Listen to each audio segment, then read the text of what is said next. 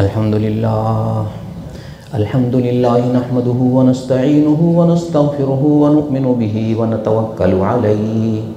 ونعوذ باللہ من شرور انفسنا ومن سیئات اعمالنا من يهده الله فلا مضل له ومن يضلله فلا هادي له ونشهد ان لا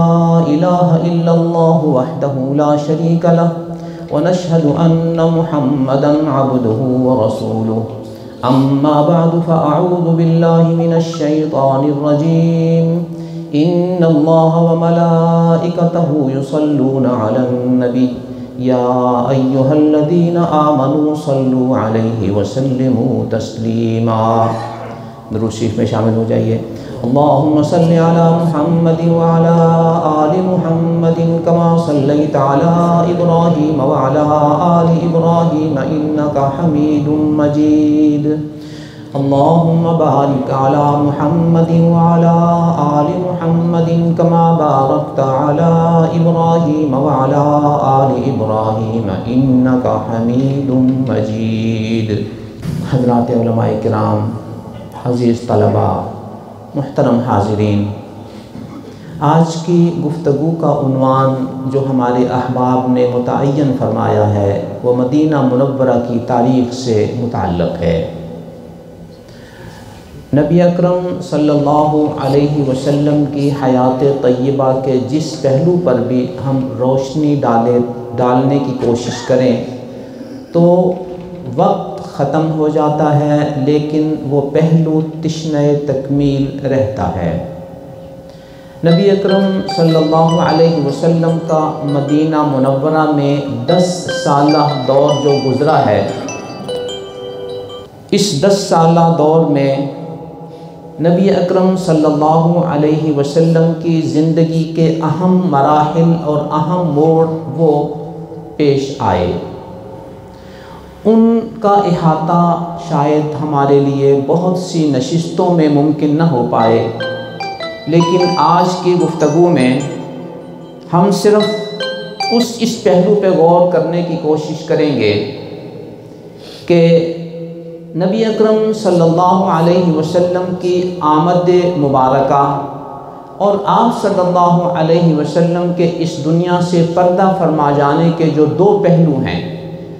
ان سے آج کے دور میں ہمیں کیا سبق ملتے ہیں، ان سے آج کے دور میں ہمیں کیا سبق ملتے ہیں۔ آپ صلی اللہ علیہ وسلم جب مدینہ منورہ تشریف لائے تو مسجد نبوی شریف کا آغاز ہوا، اور آپ کی پہلی نماز سے لے کر تقریباً 16 سے 17 ماہ تک آپ نے بیت المقدس کی طرف منہ کر کے نماز ادا فرمائی۔ مدینہ منورہ میں مکہ مکرمہ جنوب کی سائٹ پہ ہے اور شمالی سائٹ پہ بیت المقدس ہے۔ یوں بیت اللہ شریف سے اپوزٹ سائٹ پہ بیت المقدس ہے۔ تو 16 سے 17 ماہ تک نبی اکرم صلی اللہ علیہ وسلم نے بیت المقدس کی طرف منہ کر کے نماز ادا فرمائی، تاکہ مسجد قبلتین میں اللہ تعالیٰ کی طرف سے تحویل قبلہ کا حکم نازل ہوا، فَوَلِّ وَجْهَكَ شَطْرَ الْمَسْجِدِ الْحَرَامِ۔ اب آپ مسجد حرام کی طرف رخ کر کے نماز پڑھا کریں۔ یہاں 16 ماہ تک بیت المقدس کی طرف منہ کر کے نماز پڑھوانے سے امت مسلمہ اور پوری انسانیت کو یہ بتا دیا گیا کہ بیت المقدس یہ بنیادی طور پہ انبیاء کی میراث ہے۔ حضرت موسیٰ علیہ السلام سے لے کر حضرت عیسیٰ علیہ السلام تک تمام انبیاء اپنے اپنے دور میں جب تشریف لائے تو ان کا ایک تعلق بیت المقدس کے ساتھ رہا۔ حضرت عیسیٰ علیہ السلام سے لے کر نبی اکرم صلی اللہ علیہ وسلم کا جو دور مبارک آیا تو ان کا تعلق بیت المقدس کے ساتھ رہا۔ اب نبی اکرم صلی اللہ علیہ وسلم کو بیت المقدس کی طرف منہ کر کے نماز پڑھا کے حکم دے کر بتا دیا گیا کہ اب بیت المقدس کا تعلق نبی آخر الزمان حضرت محمد رسول اللہ صلی اللہ علیہ وسلم اور ان کی امت کے ساتھ جڑ گیا ہے۔ گویا یہ بیت المقدس کسی قوم، کسی طبقے، کسی مذہب کی میراث اور جائیداد نہیں ہے کہ یہ ان کے ساتھ خاص ہے۔ یہ اللہ کا وہ نشان ہے، اللہ کا وہ نظام ہے کہ جس جس دور میں جو نبی تشریف لاتے رہے بیت المقدس کے ساتھ ان کا تعلق قائم رہا۔ ب نبی آخر الزمان کا دور ہے تو اب بیت المقدس کا تعلق نبی آخر الزمان اور ان کی امت کے ساتھ ہے، اور ان کی امت کا تعلق بیت المقدس کے ساتھ ہے۔ یوں سیدنا عمر رضی اللہ تعالی عنہ کے دور میں جب فتوحات شروع ہوئی اور بیت المقدس کے علاقے فلسطین کا محاصرہ ہو گیا، سیدنا ابو عبیدہ بن الجراح، سیدنا عمرو بن العاص اور دیگر حضرات نے اس کا محاصرہ کر لیا، تو وہاں عیسائی جو حکمران تھے انہوں نے کہا کہ آپ یہ محاصرہ مہینوں رکھیں، سالوں رکھیں، آپ اسے فتح نہیں کر سکتے، اس لیے کہ بیت المقدس کی فتح ایک درویش صفت حکمران کے توسط سے ہوگی، وہی اس کو فتح کر پائے گا، آپ لوگ اس کو فتح نہیں کر سکتے۔ یہ بات انہوں نے اپنی مذہبی تعلیمات اور مذہبی کتابوں کی روشنی میں بتائی کہ بیت المقدس کا فتح ایک درویش صفت حکمران کے توسط سے ہوگا۔ سیدنا ابو عبیدہ بن الجراح رضی اللہ تعالیٰ عنہ نے کمال بصیرت سے اندازہ لگایا کہ یہ درویش صفت حکمران ہمارے امیر المؤمنین سیدنا عمر بن خطاب رضی اللہ تعالی عنہ ہی ہو سکتے ہیں، لہٰذا آپ کو پیغام بھجوایا گیا کہ آپ تشریف لے آئیں۔ سیدنا عمر بن خطاب رضی اللہ تعالی عنہ اپنے سادہ نظام کے مطابق، جس طرح آپ علماء سے سنتے رہتے ہیں،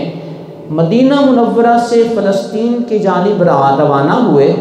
ایک سواری ہے، ایک غلام ہے، اور امیر المؤمنین سفر کر کے فلسطین پہنچ رہا ہے۔ قرطبون جو فلسطین کے علاقے کا حکمران تھا عیسائیت کی نمائندگی کی حیثیت سے، اس نے جب دیکھا کہ یہ ایک درویش صفت حکمران آ رہا ہے اور اس کی کیفیت یہ ہے کہ اس کا غلام سوار ہے اور وہ اس کی سواری کی نکیل پکڑے ہوئے چل رہا ہے، تو انہوں نے ان کے سفر کی کچھ تفصیلات معلوم کی، تو انہیں بتایا گیا کہ سیدنا عمر بن خطاب رضی اللہ تعالیٰ عنہ اپنی ایک سواری پر ایک غلام کے ساتھ چلے ہیں، اور اپنے اس سفر کے دوران غلام پر بوجھ نہیں ڈالا، کچھ عرصہ کچھ مسافت وہ سوار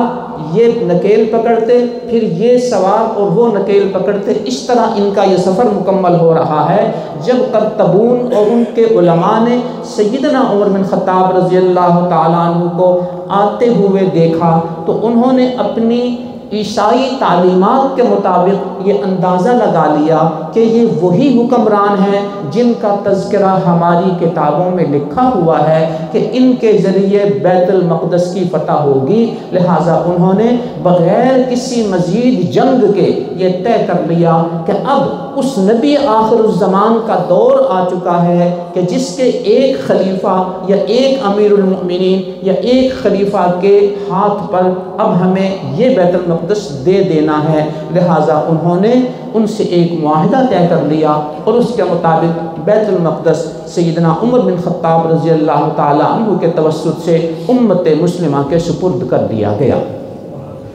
یوں گویا بیت المقدس نہ تو یہ یہودیوں کی ذاتی جائیداد ہے، نہ عیسائیوں کی ذاتی جائیداد ہے، یہ امت مسلمہ کے انبیاء جو قدیم دور سے چلے آ رہے ہیں اپنے اپنے دور میں ان کے ادوار کے ساتھ ان کی ایک نسبت رہی اور آج بھی وہی نسبت قائم ہے اور انشاءاللہ قائم رہے گی۔ یہاں قابل غور بات یہ ہے کہ جب اس یہودیوں سے بیت المقدس عیسائیوں کی طرف منتقل ہوا تو ان کی ایک مذہبی وابستگی تھی۔ جب عیسائیوں سے بیت المقدس مسلمانوں کی طرف منتقل ہوا اور باقاعدہ ان کے حکمرانوں نے دستخط کر کے اپنی تعلیمات کی روشنی میں بیت المقدس مسلمانوں کے سپرد کر دیا گیا، اب یہاں کوئی اختلاف کی گنجائش باقی نہیں رہی۔ اب اس معاہدے کی پاسداری اور اس کی حفاظت کرنا یہ آنے والی انسانیت اور ہر طبقہ فکر کی پابندی ہے اور ان کی ذمہ داری ہے، اور اس کی مخالفت کرنا یہ بنیادی طور پہ اس معاہدے کی خلاف ورزی ہے اور اس معاہدے کو نظر انداز کرنا ہے۔ میں ایک مثال دیا کرتا ہوں، قدیم دور کی مثال نہیں، آج سے 53 سال قبل ہمارے ملک کے ساتھ جو ایک بہت بڑا المیہ اور حادثہ پیش آیا کہ ہمارا ایک بازو ہم سے مشرقی پاکستان کی صورت میں کٹ گیا۔ جب مشرقی پاکستان وہاں کی ایک حکومت کو لکھ کے دے دیا گیا اور ہماری حکومت نے اس ملک کو تسلیم کر لیا اور اقوام متحدہ کے کاغذات میں وہ ایک ملک کی حیثیت سے متعارف ہو گیا، تو آج اگر پاکستان دوبارہ سے مشرقی پاکستان اور بنگلہ دیش پر حملہ کرتا ہے کہ ہم نے اس ملک پر قبضہ کرنا ہے، تو ہمارے اقوام متحدہ کے قانون کی روح سے یہ عالمی دہشت گردی قرار پائے گی اور کوئی دنیا کا قانون اس بات کی ہمیں اجازت نہیں دے گا۔ اگر 53 سال گزرنے کے بعد ہمیں اس بات کی اجازت نہیں کہ ہم اپنا وہ ایک بازو اپنے ساتھ جوڑ سکیں اور اس پر دوبارہ قبضہ کر سکیں، تو یہ صدیوں پرانا فیصلہ جو طے ہو چکا تھا طرفین کے معاہدے کے مطابق، اور اس میں سب کچھ یہ بات طے کر لی گئی کن کو یہاں رہنے کی اجازت ہوگی، عیسائیوں کے گرجوں کو نہیں چھیڑا جائے گا، ان کو مجبور نہیں کیا جائے گا کہ وہ اسلام قبول کریں، وہ اپنے مذہب پر قائم رہیں، ان کے گرجوں کو توڑا نہیں جائے گا، اور یہاں پر یہودیوں کو آنے کی اجازت ہوگی لیکن یہاں ان کو بسنے کی اجازت نہیں ہوگی، چونکہ یہ وہ قانون تھا جو عیسائیوں نے لاگو کیا ہوا تھا کہ یہودیوں کو فلسطین میں داخل ہونے کی بھی اجازت نہیں ہے۔ سیدنا عمر بن خطاب رضی اللہ تعالیٰ عنہ نے یہودیوں کو اتنی سہولت دے دی کہ تم کم از کم آ سکتے ہو لیکن رہ نہیں سکتے، یہاں پر اپنے گھر نہیں بنا سکتے۔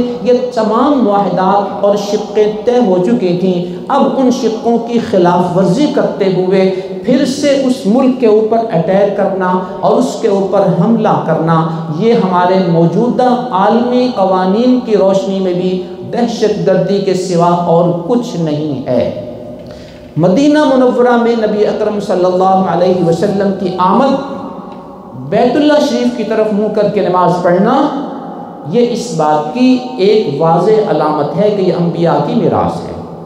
نبی اکرم صلی اللہ علیہ وسلم جب معراج پر تشریف لے گئے تو مکہ مکرمہ سے پہلے بیت المقدس اور پھر بیت المقدس سے آسمانوں کی طرف کا سفر ہوا۔ یہ سفر براہ راست مکہ مکرمہ سے آسمانوں کا بھی ہو سکتا تھا، لیکن نہیں، پہلے مکہ مکرمہ سے بیت المقدس اور پھر آسمانوں کی طرف لے جایا گیا۔ وہاں آپ نے نماز پڑھی، وہاں آپ کی سواری کو ایک پتھر کے ساتھ، ایک چٹان کے ساتھ باندھا گیا، جس چٹان کے اوپر آج یہ سنہری گنبد ہے جس کو ہم قبۃ الصخرہ کہتے ہیں،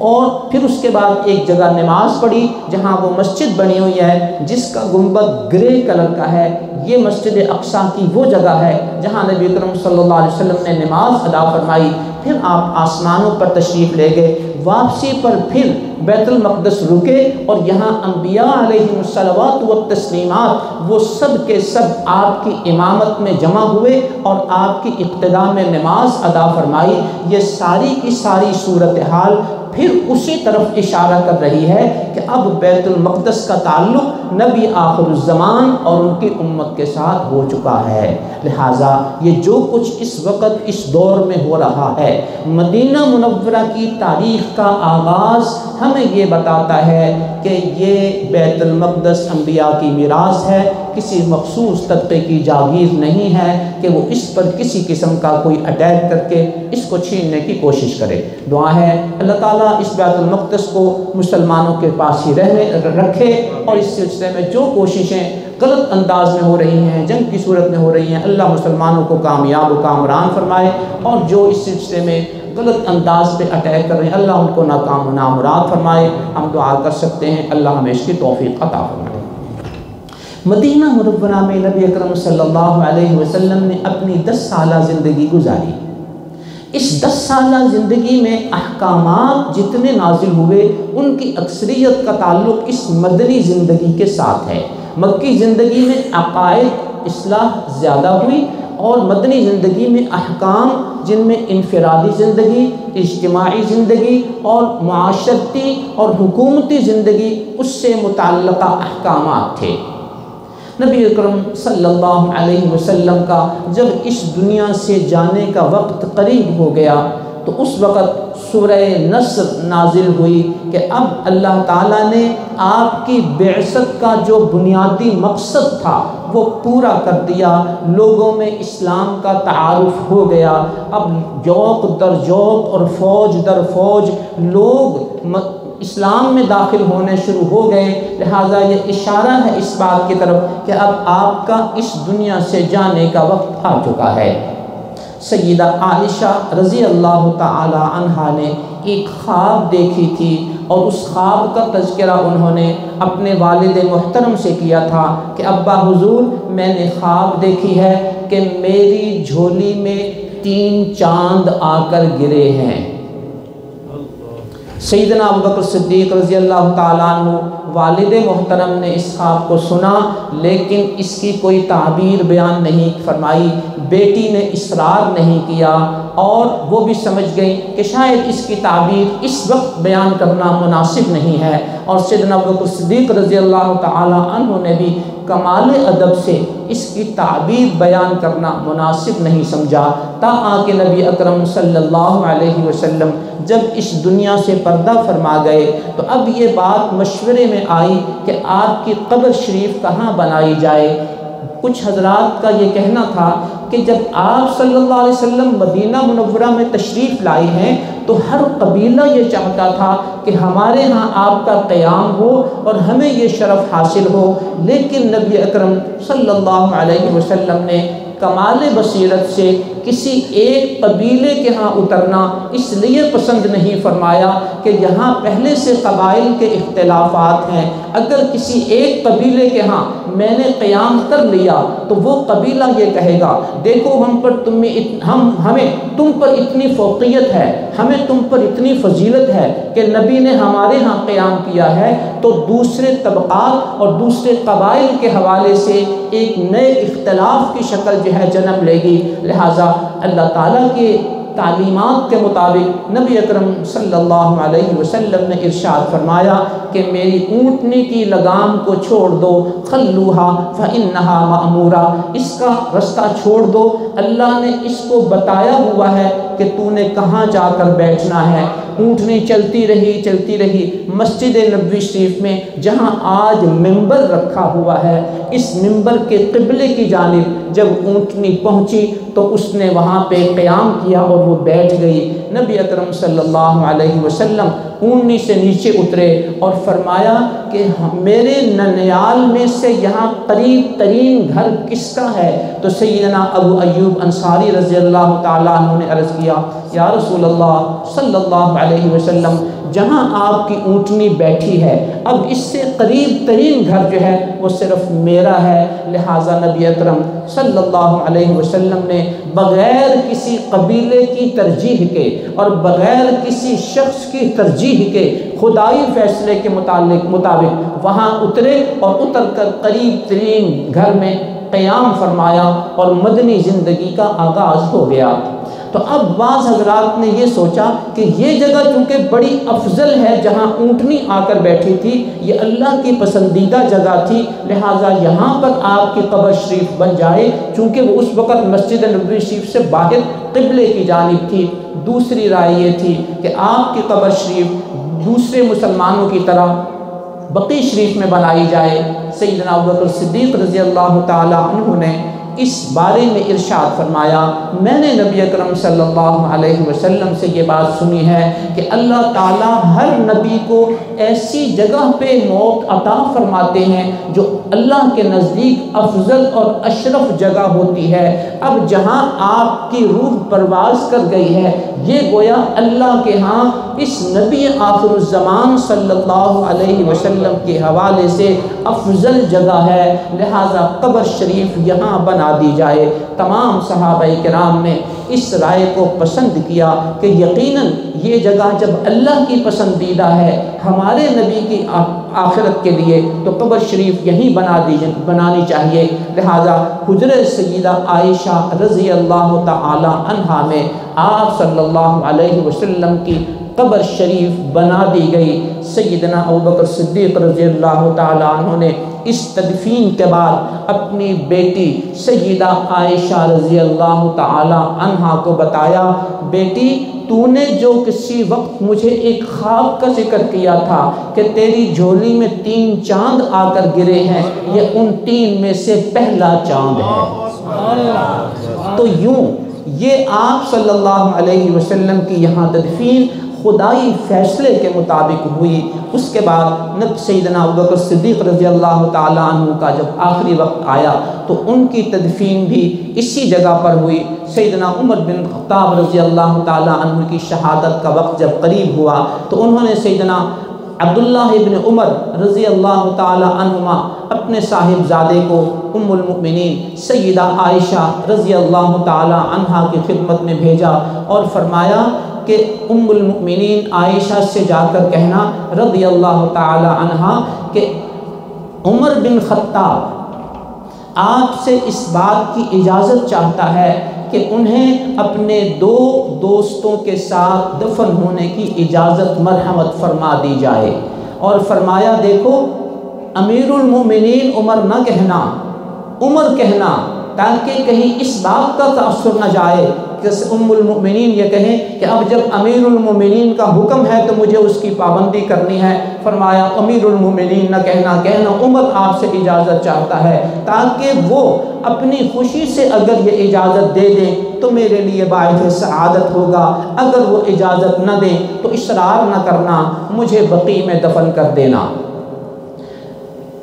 سیدنا عمر بن خطاب رضی اللہ تعالیٰ عنہ انتظار فرما رہے ہیں کہ بیٹا ابن عمر کیا خبر لے کر آتا ہے، اور ادھر ہی ساری توجہ ہے۔ عبداللہ ابن عمر کچھ دیر کے بعد حاضر خدمت ہوتے ہیں اور عرض کرتے ہیں کہ ابا حضور ام المؤمنین نے آپ کو وہاں دفن ہونے کی اجازت مرحمت فرما دی ہے، اور یہ فرمایا ہے کہ یہ جگہ تو میں نے اپنے لیے رکھی ہوئی تھی کہ ایک میرے ابا ہیں، ایک میرے شوہر ہیں، تیسری میں ہوں گی، لیکن آج جب عمر نے مجھ سے اجازت مانگی ہے تو میں اسے ایثار کرتے ہوئے اپنی ذات پر ترجیح دیتی ہوں کہ وہ یہاں دفن ہوں اور مجھے بقیع میں دفن کر دیا جائے، لہذا میری طرف سے اجازت ہے۔ سیدنا عمر بن خطاب رضی اللہ تعالیٰ عنہ نے فرمایا کہ اس دنیا میں جو کچھ ہے اس سب سے میرے لیے یہ والا جو فیصلہ ہے وہ اتنا پسندیدہ ہے کہ اس کے مقابلے میں میرے لیے دنیا میں اور کوئی چیز محبوب اور افضل نہیں ہے، لہذا مجھے وہاں اب دفن کر دیا جائے۔ یوں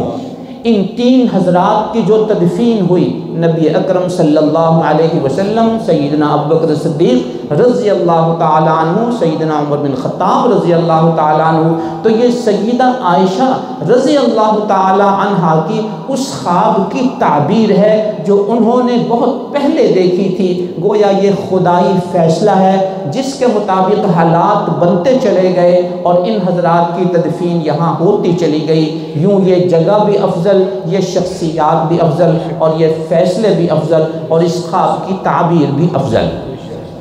حضرات حاضرین، آج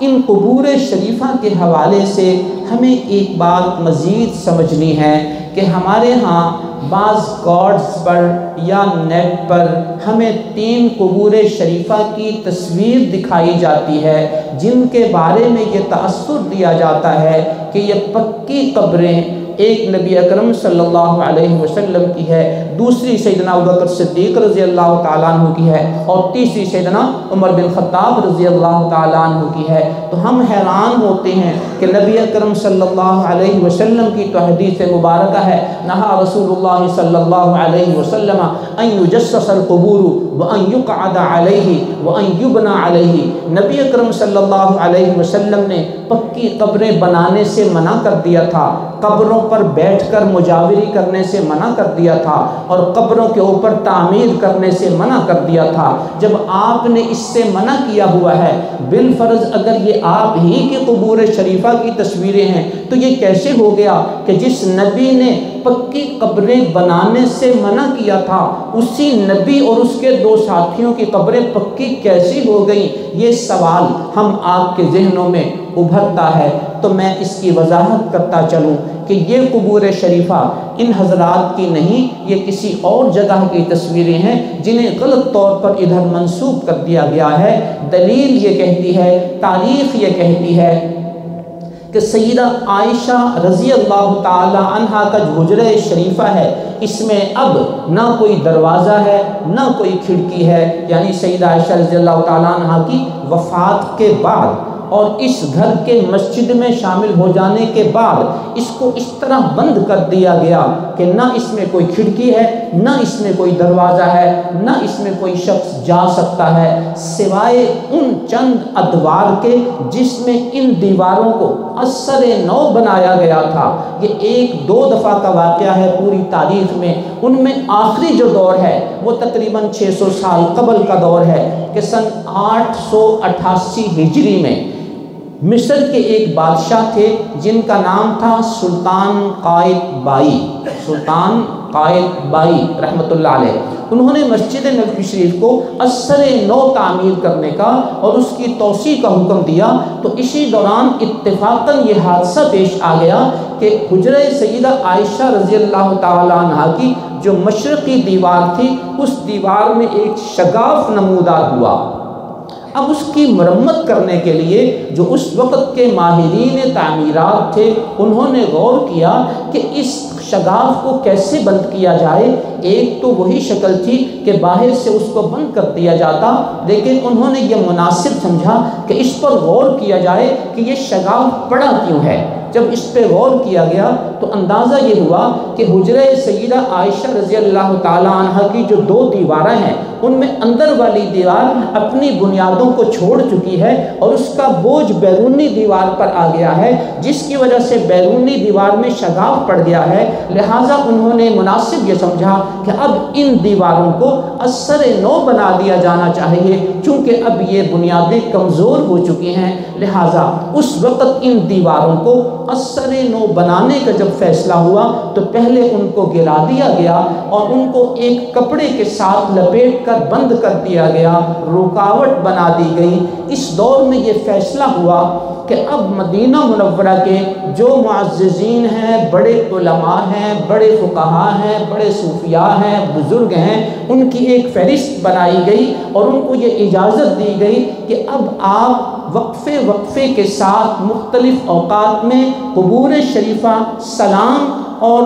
حاضری کے لیے پیش ہو سکتے ہیں۔ تو وہ حضرات ایک وقت کے مطابق ترتیب کے ساتھ، ادب کے ساتھ حاضر ہوتے، سلام عرض کرتے، واپس تشریف لے آتے۔ اسی دور میں ایک بزرگ تھے جن کا نام تھا امام سمہودی رحمۃ اللہ علیہ، جو تاریخ مدینہ کے مورخ بھی ہیں، اور ان کی کتاب وفاء الوفا یہ تاریخ مدینہ کی معرکۃ الآراء کتاب ہے۔ ان کی خدمت میں بھی یہ عرض کیا گیا کہ آپ کا نام بھی اس فہرست میں شامل ہے جن کو یہ اجازت دی گئی ہے کہ وہ حاضر ہو کر سلام عرض کر سکتے ہیں۔ تو انہوں نے معذرت کر لی، انہوں نے کہا کہاں یہ مقام عالی شان اور کہاں میں یہ گناہگار شخص، میں اتنی ہمت و جرت نہیں کر سکتا کہ میں اس عالی مقام کی حاضری دے سکوں، لہٰذا میں نہیں جاؤں گا۔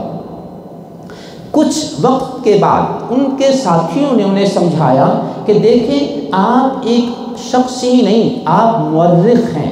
آپ نے مدینہ منورہ کے قدم قدم کی تاریخ لکھی ہے، تو آپ نے اپنے قارئین کو یہ بتانا ہے کہ قبور شریفہ کی کیفیت کیا ہے، حجرہ سیدہ عائشہ رضی اللہ تعالیٰ عنہ کی اندرونی کیفیت کیا ہے، لہٰذا اس نیت سے آپ اس جگہ کی حاضری دے لیں تاکہ آپ اس شرف کو بھی حاصل کر پائیں، اور ساتھ ہی ساتھ یہ ہے کہ وہ منظر کشی کر کے اپنی کتاب میں اس حصے کی تاریخ بھی شامل فرما دیں۔ امام سمودی رحمۃ اللہ علیہ نے جب یہ رائے سنی تو اس سے اتفاق کیا اور کہا کہ اس نیت سے میں حاضری کی کوشش کرتا ہوں۔ وہ اپنے وقت پر وہاں حاضر ہوئے اور فرماتے ہیں میں نظریں جھکائے ہوئے حجرہ سیدہ عائشہ رضی اللہ تعالی عنہا میں حاضر ہوا تو میں نے وہاں ایسی خوشبو محسوس کی جو ساری زندگی میں نے کبھی نہیں سونگھی تھی۔ وہ وہاں کھڑے ہوئے نظروں کو جھکائے ہوئے سلام عرض کرتے رہے، یہاں تک کہ جب باہر نکلنے کا وقت آیا تو انہوں نے کمال ادب کمال تواضع کے ساتھ اپنی نظروں کو اٹھایا اور حجرہ سیدہ عائشہ کی جو زمین تھی اس پر اپنی آنکھوں کو متوجہ کیا تاکہ میں بتا سکوں کہ اس جگہ کی اور اس زمین کی کیفیت کیا ہے۔ بس ایک نظر دیکھا اور باہر تشریف لے آئے۔ اب آ کر انہوں نے اپنی کتاب میں لکھا کہ میں نے حجرہ سیدہ عائشہ رضی اللہ تعالی عنہا کی جو زمین کی کیفیت دیکھی ہے وہ کچی زمین ہے اور کچی قبور شریفہ ہیں۔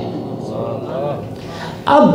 دیوار بنا دی گئی اور اس وقت کے لے کر آج تک جو دیوار ہے وہ اسی کیفیت میں بند کی بند موجود ہے، نہ اس میں دروازہ نہ اس میں کھڑکی نہ وہاں کوئی گیا ہے۔ تو یہ پکی قبروں کی تصویریں کس نے کھینچ لیں جبکہ 600 سال سے تو وہاں اندر گیا ہی کوئی نہیں۔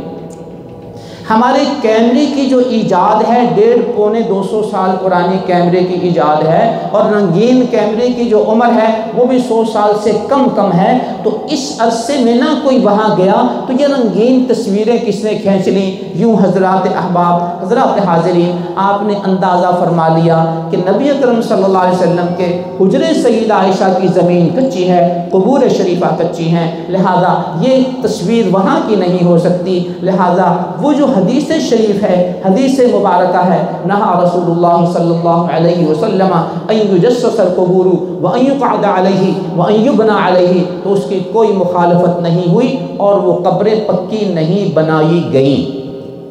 اب ایک دوسری بات اسی حدیث کی روح سے ہمارے لیے سمجھنے کی ہے کہ یہاں ان قبور شریفہ پر تعمیر سے منع کر دیا گیا، تو یہاں حجرہ سیدہ عائشہ تو موجود ہے، تو کیا یہ اس تعمیر کی کہیں مخالفت تو نہیں؟ حضرات علماء کہتے ہیں کہ پہلے قبر ہو پھر اس کے اوپر تعمیر کی جائے پھر کمرہ بنایا جائے، اس سے ممانعت کی گئی ہے۔ یہاں کمرہ پہلے سے موجود تھا، قبور شریفہ بعد میں بنائی گئی، لہٰذا یہ اس کی مخالفت نہیں ہے۔ تیسری بات جو ہمارے اور آپ کے سمجھنے کی ہے وہ ہمارے ذہن کی کسی کروٹ میں کسی وقت اٹھتی اور گھومتی ہے کہ نبی اکرم صلی اللہ علیہ وسلم کی قبر شریف کے اوپر یہ گنبد تو پھر نئے سرے سے بنایا گیا ہے، تو یہ تو نئی تعمیر ہو گئی، حجرہ تو نیچے ہے، کمرہ تو نیچے ہے، لیکن یہ گنبد تو اوپر نئے سرے سے بنایا گیا، تو کیا یہ گنبد بنانا یہ کہیں اس حدیث کی مخالفت تو نہیں ہے؟ یہ بڑا اہم سوال ہے جس سے ہمیں دلیل، علم اور تاریخ کی روشنی میں سمجھنا ہے کہ نبی اکرم صلی اللہ علیہ وسلم کی قبور شریفہ بن گئی، صحابہ کرام کی، سیدنا صدیق اکبر، سیدنا مسعود، عمر فاروق رضی اللہ تعالیٰ عنہ کی، اب یہ قبور شریفہ بن گئی۔ سیدنا عمر بن خطاب رضی اللہ تعالیٰ عنہ نے اپنے دور میں جب وہ امیر المومنین تھے، ابھی زندہ تھے، انہوں نے مسجد نبوی شریف کی تعمیر کی اور توسیع بھی کی، قبلے کی جانب توسیع کی، شمالی جانب توسیع کی، مغربی جانب توسیع کی، لیکن مشرقی جانب جہاں حجرات شریفہ تھے، یہاں ازواج مطہرات تھی، انہوں نے مسجد کی کوئی توسیع نہیں کی تاکہ ازواج مطہرات اپنے گھروں میں باقی رہیں اور یہاں ہم انہیں منتقل نہ کریں، تو ادھر توسیع نہیں ہوئی۔ سیدنا عثمان بن عفان رضی اللہ تعالیٰ عنہ کا دور مبارک آیا، انہوں نے پھر مسجد کو اثر نو بنایا، اس کی توسیع کی، قبلے کی جانب بھی توسیع کی۔ آج جہاں محراب ہے، آج جہاں قبلے کی دیوار ہے، یہ سیدنا عثمان بن عفان رضی اللہ تعالیٰ عنہ کی قبلے کی جانب توسیع کی انتہا ہے۔ مغربی جانب توسیع کی گئی، شمالی جانب توسیع کی گئی، لیکن اس دور میں بھی چونکہ ازواج مطہرات زندہ تھیں، مشرقی جانب توسیع نہیں ہوئی۔ اب سن 87 ہجری سے سن 93 ہجری تک یہ سیدنا عمر بن عبدالعزیز رحمہ اللہ کا وہ دور ہے جب وہ گورنر مدینہ تھے۔ ان کی جو خلافت اور امارت کا دور ہے وہ سن 99 سے 101 تک ہے۔ یہ پہلے 6 سال 87 ہجری سے 93 ہجری تک یہ ان کے گورنر مدینہ ہونے کے دور ہیں۔ تو اس وقت ولید بن عبد الملک یہ امیر المؤمنین تھے، انہوں نے خط لکھا کہ عمر بن عبدالعزیز مسجد نبوی شریف کو جب تم اب تعمیر کرو نئے سرے سے، اس کی توسیع کرو نئے سرے سے، تو اب مشرقی جانب ازواج مطہرات میں سے کوئی زوج مطہرہ حیات نہیں ہے، سب اس دنیا سے جا چکی ہیں اور ان کے گھر ان کے وارثوں کی طرف منتقل ہو چکے ہیں، لہٰذا اب وہ پہلے والی کیفیت نہیں ہے جس وجہ سے مشرقی جانب توسیع نہیں ہوا کرتی تھی، لہٰذا اب ان حجرات شریفہ کو بھی تم گرا کر مسجد میں شامل کر دو۔ چونکہ جو محراب کی جگہ ہے وہ دائیں طرف زیادہ توسیع ہو گئی اور بائیں طرف توسیع ابھی تک بہت کم ہوئی ہے، لہٰذا حجرات شریفہ کو بھی مسجد میں شامل کر کے ممکنہ حد تک محراب کو درمیان میں کرنے کی کوشش کی جائے۔ جب ایسا ہوا تمام حجرات کو گرا دیا گیا۔ حجرہ سیدہ عائشہ رضی اللہ تعالی عنہا میں قبور شریفہ تھی، اسے گرایا نہیں جا سکتا تھا، لہٰذا وہ مسجد کے اندر آ گیا۔ اب مسجد کے مشرقی جانب حجرہ سیدہ عائشہ کے مشرقی جانب خالی جگہ موجود ہے اور حجرہ عائشہ کچھ درمیان میں آ گیا ہے۔ تو سیدنا عمر بن عبدالعزیز رضی اللہ تعالیٰ عنہ نے ایک حکمت پر مبنی فیصلہ یہ کیا کہ اس حجرہ سیدہ عائشہ کو مربع بنانے کی بجائے شمال کی جانب جو اس کی دیوار تھی اس کو تکون بنا دیا، گویا اس حجرے کی اب 4 دیواریں نہیں بلکہ 5 دیواریں ہو گئیں، 3 دیواریں بالکل برابر اور پچھلی جو دیوار تھی اس کو تکون کی شکل میں بنا دیا۔ یہ بڑا دور رس فیصلہ تھا اور اس بات کی طرف اشارہ تھا کہ مسجد حرام میں بیت اللہ شریف مربع شکل میں مطاف کے درمیان میں ہے تو لوگ اس کے ارد گرد طواف کر لیتے ہیں، تو یہاں مسجد نبوی شریف میں جب یہ مربع شکل میں انہی کالے پتھروں کا بنا ہوا ایک حجرہ ہوگا تو کہیں باہر سے آنے والا معلومات جس کی کم ہوگی وہ کہیں اسے بھی بیت اللہ شریف کی طرح ایسی جگہ نہ سمجھ لے کہ جس کے ارد گرد طواف کیا جا سکتا ہے اور وہ کہیں طواف نہ کرنے لگ جائے، لہٰذا اس کو واضح طور پر بیت اللہ شریف سے نمایاں اور ممتاز کر دیا جائے کہ اس کی 5 دیواریں بنا دی جائیں تاکہ مشابہت نہ رہے اور کوئی شخص یہاں اس حجرہ مبارکہ کا طواف نہ کر سکے۔ یہ ایک دور رس فیصلہ تھا۔ اب یہاں میرے اور آپ کے سمجھنے کی بات یہ ہے کہ نبی آخر الزمان وہ ہستی ہیں جو سید الخلائق ہیں، سید الانبیاء ہیں، کائنات میں ان سے بہتر اور کوئی شخصیت کوئی ہستی نہیں ہے۔ اگر ان کی قبر شریف کے ارد گرد طواف نہیں کیا جا سکتا تو دنیا میں کسی اور قبر درخت کسی اور جگہ کا طواف کیسے کیا جا سکتا ہے؟ اگر وہاں نہیں تو کہیں نہیں اور نہیں تو اور بھی کہیں نہیں۔ طواف کی جگہ صرف اور صرف بیت اللہ شریف ہے، اس کے علاوہ کہیں طواف نہیں کیا جا سکتا۔ محترم حاضرین، اب یہ جو میں نے آپ کی خدمت میں عرض کیا کہ گنبد خضرا کے حوالے سے ایک سوال ہمارے ذہن میں اٹھا تھا اور اس کا جواب ہم نے ڈھونڈنا ہے، تو اب میں اس کی طرف آتا ہوں کہ جب حجرہ شریفہ مسجد کے اندر آ گیا، مسجد کی بڑی چھت جب اوپر بنا دی گئی تو اب بڑی چھت مسجد کے اوپر ہے اور حجرہ شریفہ مسجد کے چھت کے نیچے ہے، تو اب اس بات کا خدشہ تھا کہ اگر کوئی شخص مسجد کی چھت کے اوپر کسی بھی کام کے لیے جاتا ہے، وہ تنظیموں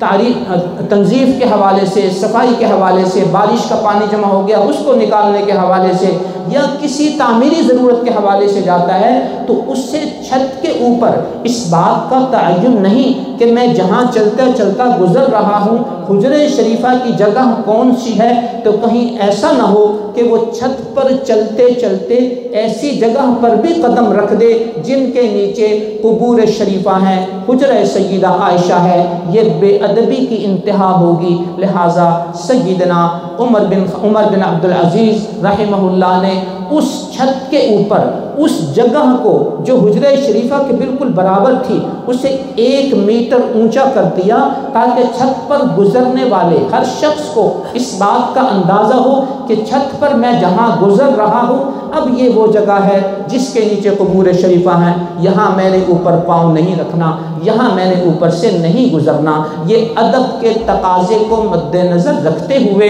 انہوں نے چھت پر حجرہ شریفہ کے برابر کی جگہ کو تھوڑا سا نمایاں کر دیا تاکہ اس جگہ کا تعین رہے۔ جب تک مسجد بنتی رہی بعد کی صدیوں میں چھت کے اوپر اس جگہ کو اسی طرح اونچا رکھا گیا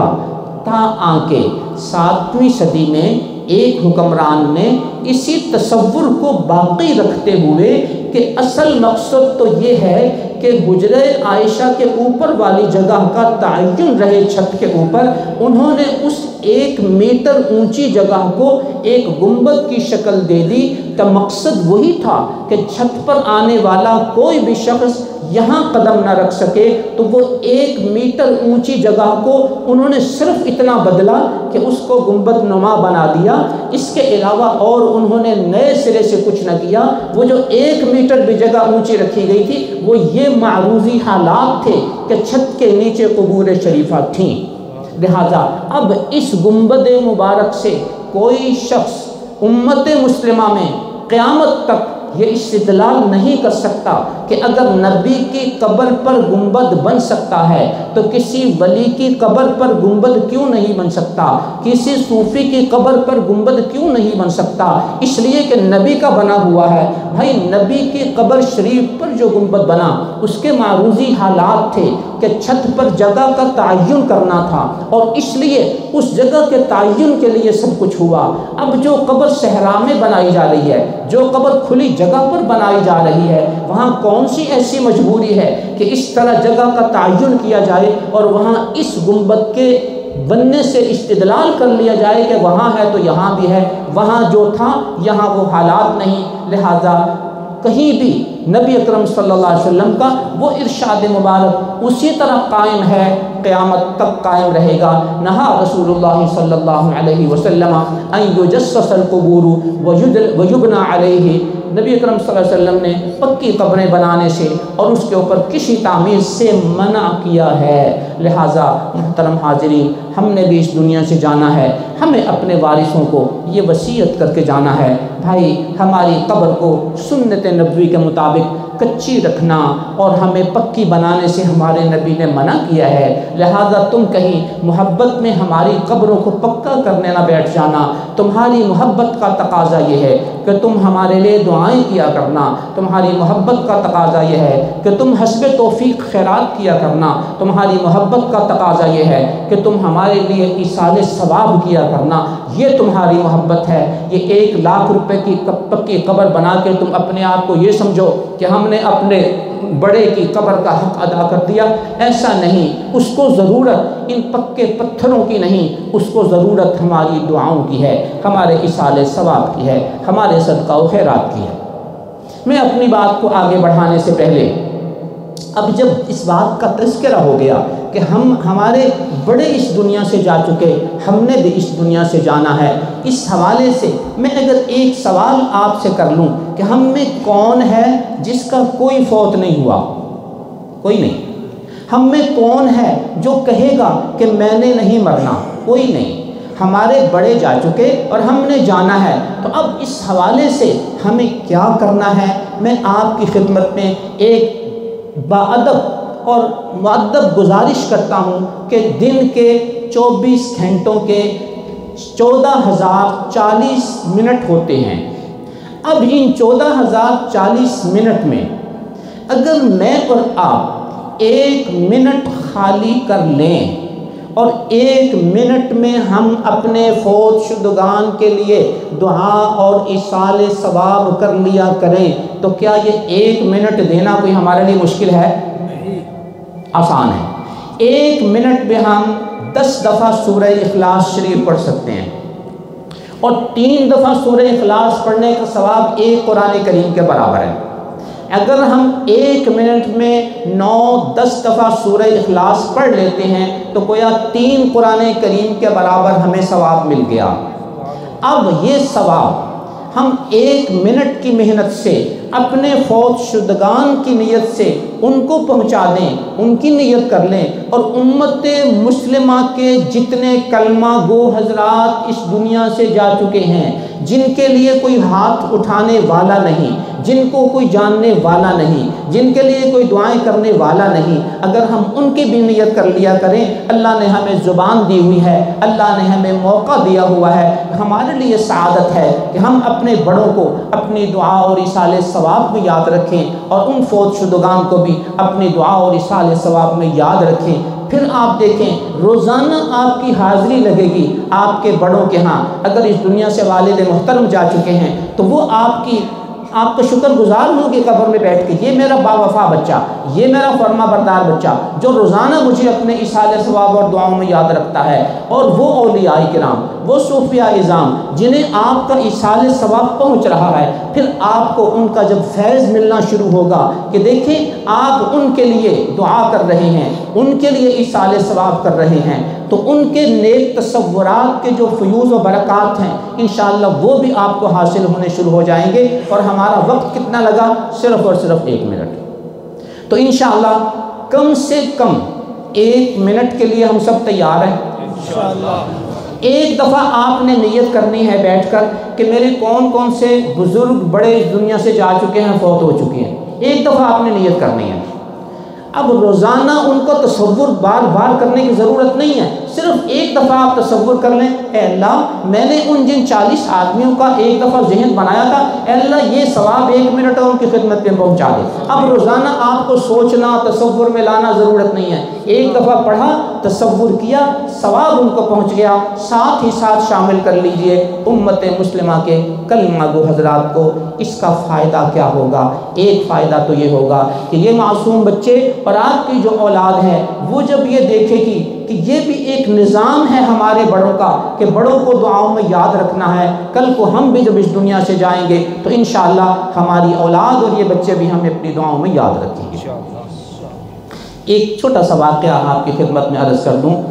مدینہ یونیورسٹی میں پڑھائی کے دوران چند طلباء کا انتخاب ہوا جنہوں نے سعودی یونیورسٹیز کے طلباء کے ساتھ مل کر حج کرنا تھا۔ پورے سعودیہ کی یونیورسٹیوں کے چند طلباء کو منتخب کر کے ان کا ایک سسٹم بنایا جاتا تھا اور ان اکٹھے حج کیا کرتے تھے۔ تو مدینہ یونیورسٹی کی طرف سے جن طلباء کا انتخاب ہوا ان میں ایک بندہ ناچیز بھی تھا، اور یہ اجتماعی حج کے دوران مختلف علماء حضرات تشریف لاتے اور بیان فرماتے، حج کے حوالے سے لوگوں کے سوالوں کے جواب دیتے۔ اسی دوران ایک شخصیت تھے جن کا اسم گرامی تھا شیخ سعید طنطاوی رحمۃ اللہ علیہ، بڑے اللہ والے، بڑے نیک آدمی تھے، مجھے ان کی باتیں بہت اچھی لگتی تھیں۔ ایک دفعہ میں بیٹھا ہوا تو کیا دیکھتا ہوں کہ حضرت اکیلے تشریف لا رہے ہیں۔ میں نے مناسب سمجھا کہ یہ وقت بہت اچھا ہے کہ میں جا کے حضرت سے مصافحہ کر لوں اور حضرت کی خدمت میں دعاؤں کی درخواست کر دوں۔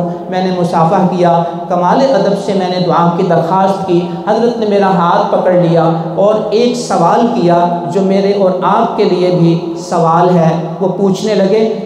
تم مجھے دعاؤں کا کہہ رہے ہو، خود کسی کے لیے دعا کرتے ہو؟ میں نے کہا جی کرتا ہوں۔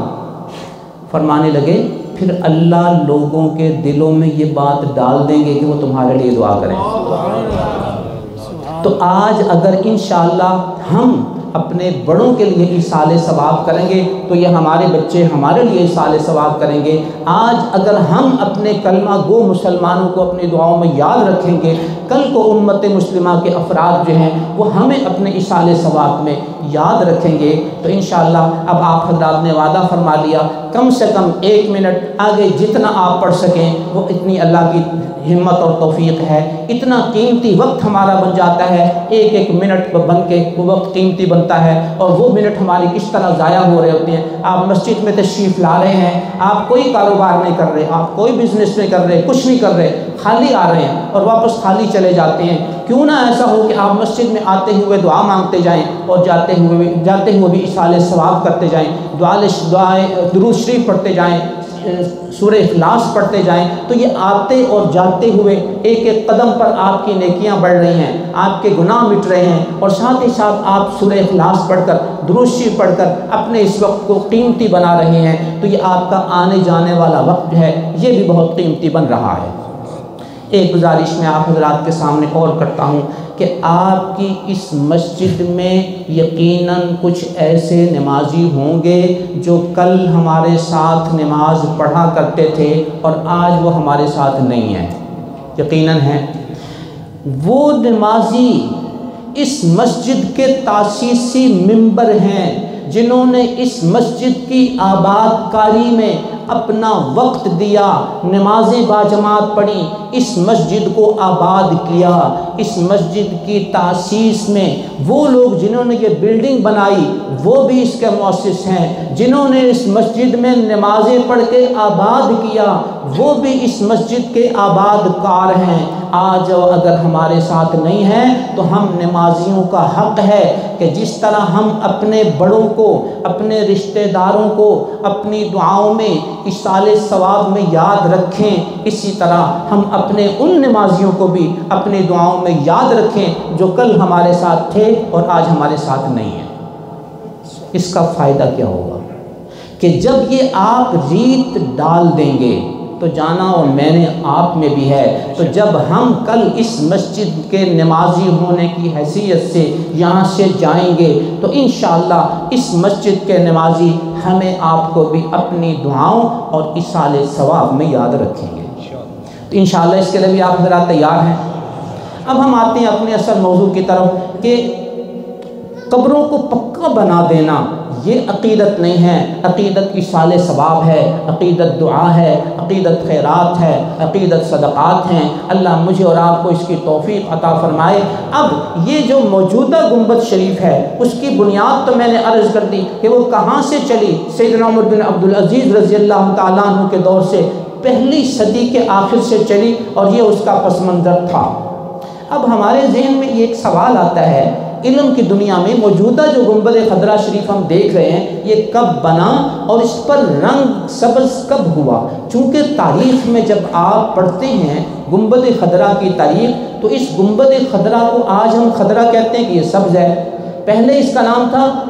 القبۃ الفیحاء یعنی سفید گنبد یا نیلا گنبد یا سلور کلر گنبد۔ تو ہم تھوڑا سا کنفیوز ہو جاتے ہیں کہ اس گنبد کو کبھی گنبد خضرا کہا جا رہا ہے، کبھی اس کو سبز، کبھی اس کو نیلا یا گرے کلر کا کہا جا رہا ہے۔ تو آپ کے سامنے یہ صورتحال رہے کہ یہ جو گنبد خضرا شریف ہم دیکھ رہے ہیں اس کے اوپر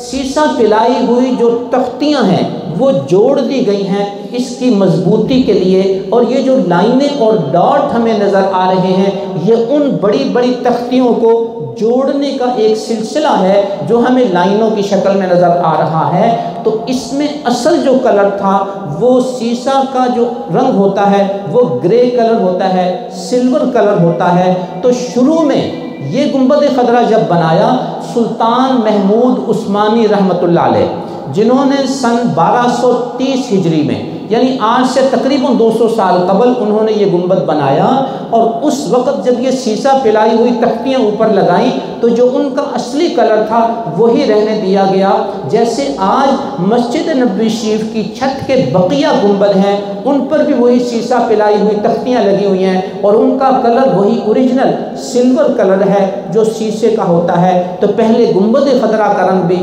یہی تھا۔ آ اسی سلطان محمود عثمانی نے سن 1255 ہجری میں یعنی تقریباً 185-80 سال قبل اس پر یہ سبز رنگ کر دیا، اور اس وقت سے آج تک اس پر سبز رنگ چلا آ رہا ہے۔ تو اس وجہ سے اب ہم اس گنبد کو گنبد خضرا کہتے ہیں۔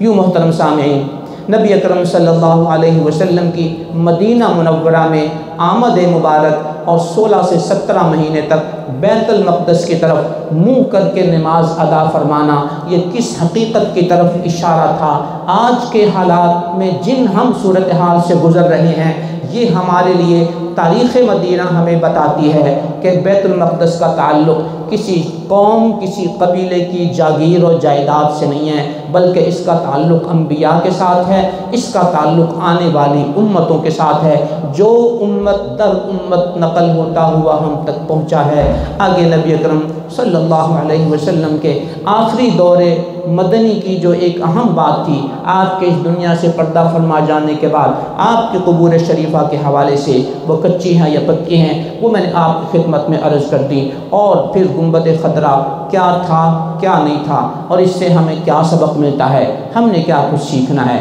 یہ میں نے انتہائی اختصار سے آپ کی خدمت میں عرض کر دیا۔ دعا ہے اللہ رب العزت مجھے اور آپ کو حرمین شریفین کی زیارت نصیب فرمائے اور مقبول حاضری نصیب فرمائے، اور آج کی اس مبارک نشست میں جس میں ہم مدینہ منورہ کی تاریخ کے ایک چھوٹے سے پہلو کا تذکرہ کیا ہے، اللہ تعالی ہمارے اس کہنے سننے کو اپنی بارگاہ عالی میں قبول و منظور فرمائے۔ وآخر دعوانا ان الحمد للہ رب العالمین۔